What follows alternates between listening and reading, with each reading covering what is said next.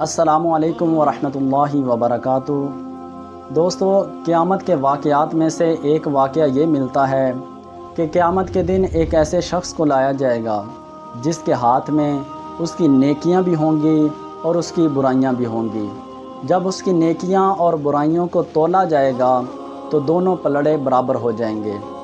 اللہ عز و جل اس کو حکم دے گا کہ جاؤ اور کسی کے پاس جا کر ایک نیکی لے آؤ تو میں تمہیں جنت میں داخل فرما دوں گا۔ اب وہ شخص جائے گا، سب سے پہلے اپنی ماں کے پاس جائے گا۔ وہ ماں جو دنیا میں رہ کے اولاد کے ساتھ اتنا پیار کرتی ہے اور اولاد کے لیے سب کچھ کرنے کے لیے تیار ہو جاتی ہے،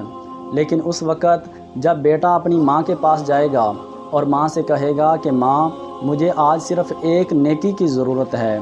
اگر مجھے تو ایک نیکی دے دے گی تو اللہ عز و جل مجھے جنت میں داخل فرما دے گا، تو اس وقت ماں آگے سے جواب دے گی کہ مجھے تو آج خود نیکیوں کی ضرورت ہے، اگر یہ ہوا کہ میری نیکیاں کم پڑ گئیں اور میری برائیاں زیادہ ہو گئیں تو میرا کیا بنے گا؟ آج مجھے اپنی فکر ہے، تو ماں اسے ایک نیکی بھی نہیں دے گی۔ تو وہ شخص واپس لوٹ جائے گا، اس کے بعد اپنے باپ کے پاس جائے گا اور باپ سے کہے گا کہ ابا جان مجھے آج ایک نیکی کی ضرورت ہے، میری نیکیوں والا پلڑا اور برائیوں والا پلڑا دونوں برابر ہو چکے ہیں، اور اللہ عز و جل نے مجھے حکم دیا ہے کہ اگر تو ایک نیکی لے آئے گا تو میں تجھے جنت میں داخل فرما دوں گا۔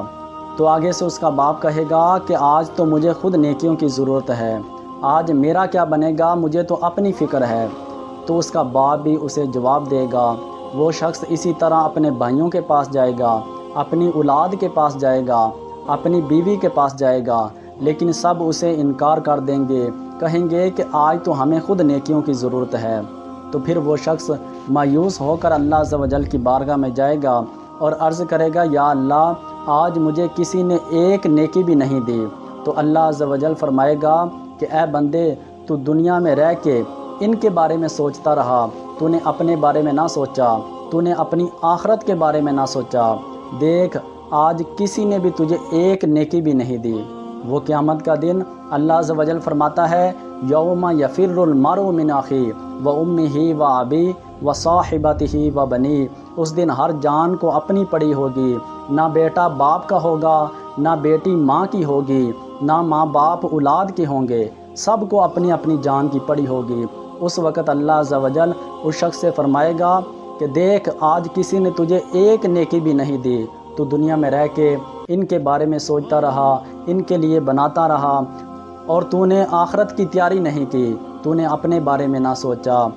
تو پھر وہ شخص بڑا مایوس ہوگا، اللہ عز و جل کی بارگاہ میں ہاتھ جوڑ لے گا یا اللہ مجھ سے بھول ہوگی، تو اللہ عز و جل اس کی بخشش فرما دے گا اور اللہ عز و جل اسے جنت میں داخل فرما دے گا۔ دوستو، اس واقعے سے ہمیں بھی یہ سبق ملتا ہے،